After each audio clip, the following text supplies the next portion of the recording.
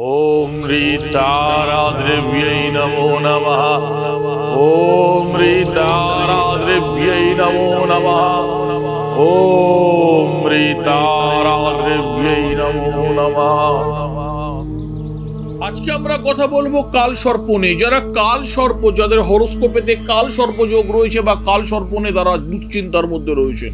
Actual কাল সর্পটা কি? কাল সর্প তিনটে ওয়েতে তৈরি হতে পারে। এক, 90 ডিগ্রি অ্যাঙ্গেলে, আরেকটা 360 ডিগ্রি অ্যাঙ্গেলে, আরেকটা 180 ডিগ্রি অ্যাঙ্গেলেতে, আর 45 ডিগ্রি অ্যাঙ্গেলেতে। এই 4টি উপায়ে কালসর্প তৈরি হয়। 12 প্রকারের কালসর্পের উল্লেখ করছে শাস্ত্র। তার মধ্যে অষ্টনাগের নাম দিয়ে 8টি সর্পের নাম রয়েছে। এই কালসর্পকে খণ্ডন করবার জন্য অনেকেই পয়সা খরচা করে আমাদের ভারতবর্ষে অবস্থিত ত্রম্বকেশ্বর মন্দিরেতে অনেকেই যান। কিন্তু এটা কি জানেন বন্ধুরা যে কালসর্প আপনার কি ক্ষতি করতে পারে বা কালসর্প আপনার কি ভালো করতে পারে? মাথায় রাখুন, এমন একটি সর্প যে আপনার জীবনের সমস্ত পজিটিভ ইতিবাচক শক্তিকে গ্রাস করে নিয়ে আপনার জীবনকে নেতিবাচক শক্তির মুখে ঠেলে দেয়, তাকে বলে হচ্ছে কালসর্প।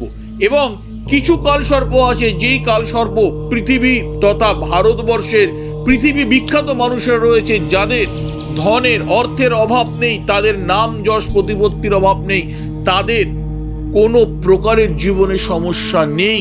কিন্তু কাল সর্প থাকলে ম্যাক্সিমাম যেটা দেখা গেছে তাদের জীবনেতে কিন্তু এক অন্ধকার ঘনাঘটা নেমে আসে। সেটা সাংসারিক দিকেও হতে পারে, পারিবারিক দিকেও হতে পারে, শারীরিক ক্ষেত্র হতে পারে, কর্মক্ষেত্র হতে পারে। এই কাল সর্পকে কি করে খণ্ডন করবেন, শাস্ত্র কি বিধান দিচ্ছে কালসর্প খণ্ডনের জন্য, সেটা নিয়ে আজকে আলোচনা করব। পুরো অনুষ্ঠানটা শুনতে হবে, নহলে কিন্তু বুঝতে পারবেন না যে কাল সর্প কিভাবে খণ্ডিত হয়। এই কাল সর্প খণ্ডন আজকে অনুষ্ঠানেতে আমি ডক্টর ব্রহ্মানন্দ আকাশ। সৌভাগ্য চ্যানেলটিকে সবার আগে লাইক করুন, সাবস্ক্রাইব করুন এবং শাস্ত্রসম্মতি ও তথ্য পাওয়ার জন্য চ্যানেলটির সঙ্গে থাকুন। একটা কথা বলে রাখি, কাল সর্প বিশেষত তৈরি হয় রাহু কেতুর প্রভাবেতে। শনি তার সঙ্গে যুক্ত হয়, শনির প্রতিচ্ছবি স্বরূপ রাহু কেতুকে ধরা হয় জ্যোতিষ শাস্ত্র নিয়ম অনুসারেতে। সর্পের মাথাটি হচ্ছেন রাহু এবং দেহটি হচ্ছেন কেতু।